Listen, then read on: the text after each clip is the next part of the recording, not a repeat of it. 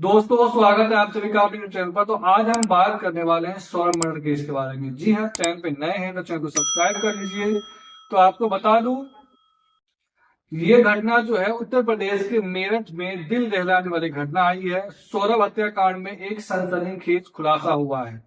खाने में जो है सौरभ को नींद की दवाई मिला करके उसकी पत्नी मुस्कान ने पहले उसे सुला दिया, बेहोश कर दिया, और फिर प्रेमी के साथ मिल करके पहले बियर पिया। अच्छे खासे बियर पीने के बाद फिर उन्होंने सौरभ के सीने में चाकू से लगातार वार किया। उसके बाद जब वो मर गए तो उसके सर को काट करके, उसके पूरे बदन को काट करके, टुकड़ों में काट काट करके कटर से काटा। इतना ही नहीं, उसके बाद सिर व हाथ को बैग में डाल करके उसका जो प्रेमी साहिल था वो पूरा शहर घूमता रहा। वो आपको बता दूं, बाहर बैग फेंकने की जगह नहीं मिलने की वजह से फिर साहिल जो है वो पूरा वापस आया और घर में आकर के सबको टुकड़ों टुकड़ों में काट करके ड्रम में डाल करके जो है सीमेंट जमा दिया था। आपको बता दूं, पुलिस मुस्कान और उसके प्रेमी साहिल को बुधवार को कोर्ट में पेश करने ले जा रही थी। तभी कोर्ट परिसर में मौजूद वकीलों ने उसके ऊपर हमला किया और साहिल को जबरदस्त पिटाई कर दिया है। पुलिस ने दोनों को बचाया और कोर्ट में पेश किया है। अदालत ने दोनों को 14 दिन की न्यायिक हिरासत में भेज दिया है।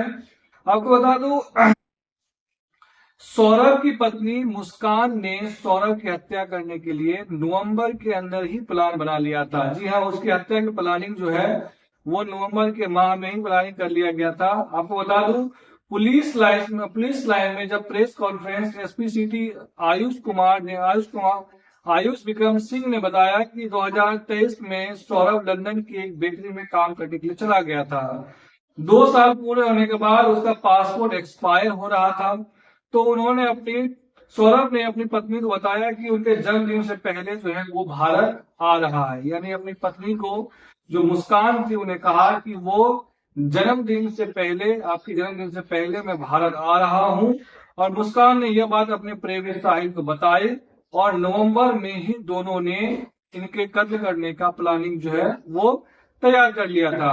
मुस्कान खैर नगर दवा बाजार से नींद का एक लिक्विड खरीद करके लाती है और उसके बाद सागर रोड की एक दुकान से 800 रुपए में 2 चाकू खरीदे। दुकानदार को उन्होंने ये कहा कि मुर्गा काटने के लिए ले रही है, चिकन काटने के लिए वो ले रही है। 24 जनवरी को सौरभ लंदन से वापस आ गया है और 25 फरवरी को मुस्कान का जन्मदिन मनाया उन्होंने। 24 फरवरी को लंदन से आया और 25 फरवरी को मुस्कान का जन्मदिन मनाया गया। आपको बता दूं, मुस्कान ने खाने में नींद की दवाई मिलाकर सौरभ की हत्या की योजना बनाई, लेकिन उस दिन जो है उसके जन्मदिन के पार्टी के अंदर सौरभ ने खाना खाया ही नहीं। तो उसका प्लानिंग उस दिन वो फेल हो गया था।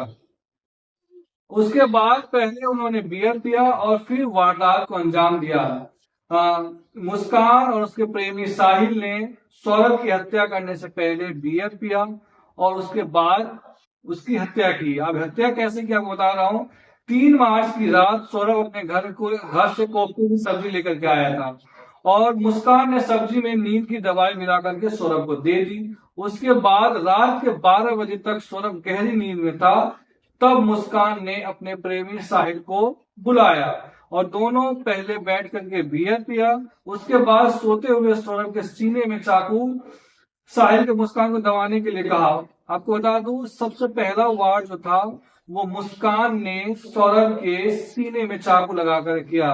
मुस्कान ने जोर से हाथ मारा और चाकू अंदर घुस गया। उसके बाद साहिल ने चाकू से सीने पर कई बार वार किया। पहला वार जो है वो मुस्कान ने किया था, उसके बाद साहिल ने कई बार वार किया और उसके बाद मौके पर ही जो है उसका मौत हो गया। अब यकीन हो गया कि अब उसकी मौत हो गई।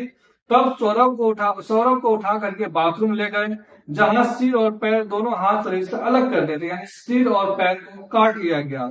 और ब्लिंकिट पर मुस्कान ने एक बैग मंगवाया ऑर्डर करके। उसके बाद पत्नी ने सब के टुकड़े टुकड़े लपेट करके उस बैग में डाल दिया।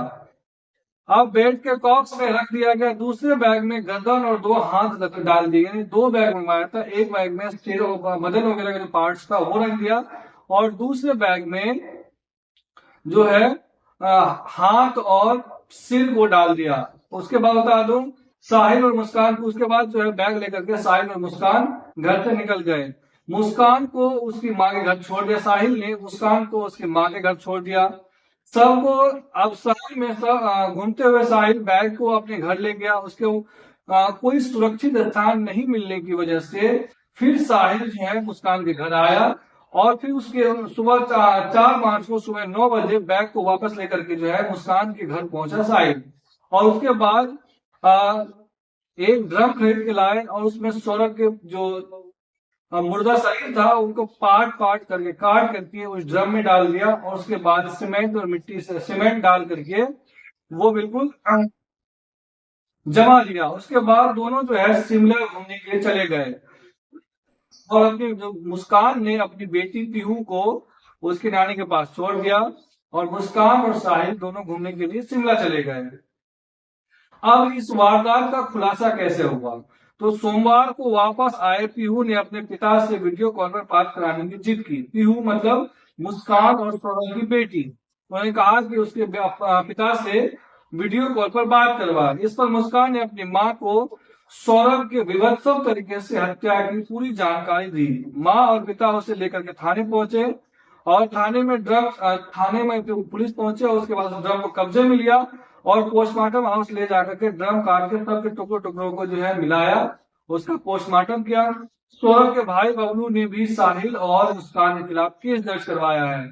तो कह सकते हैं कि आजकल के दौर में कौन ईमानदार है, कौन कितना लॉयल है, ये जानना भी आजकल मुश्किल है।